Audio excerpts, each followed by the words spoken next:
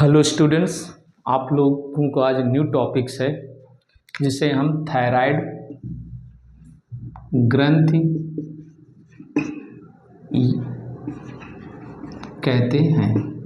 Thyroid ग्रंथि या thyroid glands के नाम से जानते हैं। आज हम लोग इस टॉपिक पर डिस्कशन करेंगे। ओके,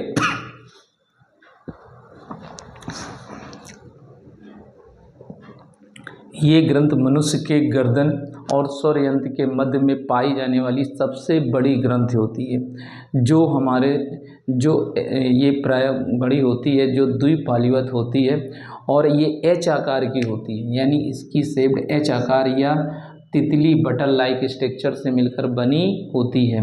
ये थायराइड ग्रंथि होती है जो एच के आकार में होती है और इसका वेट क्या होता है, ये सबसे बड़ी है, 25 से 30 ग्राम की होती है।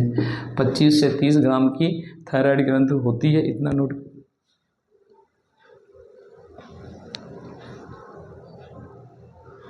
ये पुरुषों में छोटी होती है, जबकि स्त्रियों में बहुत बड़ी ग्रंथि पाई जाती है। स्त्रियों में बड़ी होती है और पुरुषों में छोटी। ये लिखना ना भूलिए, बहुत इंपॉर्टेंट ये पॉइंट है। नेक्स्ट में आते हैं तो क्या होती, इस ग्रंथि में रुधिर से आयोडीन युक्त मुख्य रूप से लेते हैं। इस ग्रंथि से थायरक्सिन नामक हार्मोन का सिक्रेशन होता है। क्या होता है? थायरक्सिन नामक हार्मोन होते हैं। इस ग्रंथि से मुख्य रूप से 3 प्रोसेस होती है। एक थायरक्सिन की अल्प मात्रा से होने वाले जड़ वामता रोग है, मिक्सोडोमा है, सामान्य घेंगा रोग, हाशिमोटो रोग, तथा थायरक्सिन की अधिकता से क्या होते हैं, घेंगा रोग, ग्रेव रोग, प्लीमोरस रोग है। बट बी में क्या है, ट्राई आइडोथायरोनिन होता है, जिसमें क्या होते हैं, आयोडीन के 2 परमाणु आगे 3 परमाणु मिलकर T4 हार्मोन का निर्माण करते हैं, थायरोकैल्सिटोनिन नामक हार्मोन के। अब कुछ हम लोग थोड़ा डिटेल्स पढ़ लेते हैं इस ग्रंथि के बारे में, है, इसको आप देखते रहिए, ये नोट कर लीजिए, ये थोड़ा सा इंपॉर्टेंट है।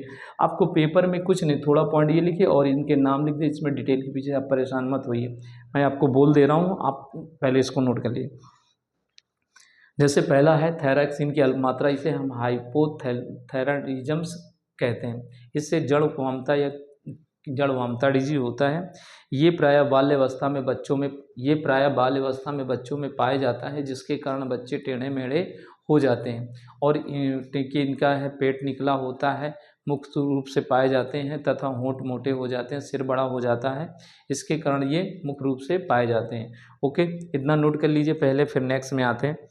अब आते हैं नेक्स्ट, मिक्सोडिवा क्या होता है। ये मिक्सोडिवा इस प्रकार का रोग होता है जो प्रायः एडल्ट अवस्था में ही पाए जाते हैं, जिसके कारण उन लोगों के बाल कैसे हो जाते हैं, जल्दी झड़ जाते हैं। झड़ने के कारण क्या होते हैं, मुख्य रूप से जब झड़ जाएंगे तो उसका काम स्थूल हो जाता है, थुलथुल हो जाता है, कमज़ोर, मस्तिष्क कमज़ोर होता है, मस्तिष्क भी कमज़ोर हो जाता है। इतना तो पहले नोट कर लीजिए। इसके बाद नेक्स्ट में सामान्य, ये रोग प्रायः क्या होता है, आयोडीन की कमी के कारण मनुष्य में घेंगा रोग हो जाता है, जिसके कारण वो गले की बढ़ जाती है। ये रोग प्रायः कहाँ पे पाए, ये पहाड़ी क्षेत्रों में प्राय लोगों में या स्त्रियों में सबसे ज़्यादा पाए जाने वाला रोग होता है। इसके बाद नेक्स्ट आता है हाशिमोटो रोग है। ये भी इम्पोर्टेंट है, नोट करते जाइए।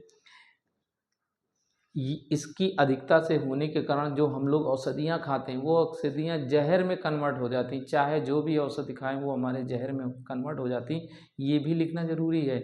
इसलिए कोई भी औषधि हमारे लिए लाभकारी नहीं होती है। तो इसे हाशिमोटो। अब आता है थायरक्सिन की अल्प अधिकता, यानी इसे अधिकता क्या कहते हैं, हाइपरथायरोडिज्म कहते हैं। इसमें थायरक्सिन की कमी हो जाती है तो घेंगा रोग हो जाता है। ये भी हमारी फूल कर गले मोटा आकार का रूप ले लेती है। इसके बाद ग्रेव डिजीज है। ग्रेव डिजीज को नोट पहले कर लीजिए फटाक दे। ये रोग थायराइड ग्रंथि के फूलने के कारण आकार में बढ़ जाती है। और लास्ट में प्ल्यूमर डिजीज क्या है, ये भी देख लीजिए। ये थायराइड ग्रंथि में जहाँ थायराइड ग्रंथि होती है वहाँ जगह जगह पर गांठें बन जाएं, तो ये समझ ले प्ल्यूमर्स रोग का होता है। अब कुछ है, जैसे ट्राई आइडोथायरोनिन क्या होता है। इस हार्मोन में क्या रहता है, आयोडीन के 3 परमाणु मिलकर यह T4 का निर्माण करते हैं, जो मुख्य रूप से थायरक्सिन हार्मोन की भांति होते हैं। इसके थायरोकैल्सिटोनिन जो हार्मोन क्या होता है ये स्टोमा भाग के संश्लेषित करता है, जो प्राय मुख्य रूप से आयोडीन रहित हार्मोन होता है। ESC के अक्षीय सेल कोशिकाएं होती हैं जिसमें रुधिर में कैल्शियम की मात्रा को नियंत्रित यानी कैल्शियम की मात्रा को नियंत्रित करने का काम करती हैं। Okay, thank you. इस वीडियो को लाइक करिए, सब्सक्राइब करिए तथा बेल आइकन दबाइए और कमेंट्स भी करिए क्योंकि इम्पोर्टेंट है। आपको मैंने जितना बताया बस उतना सफिशिएंट। Okay, thanks.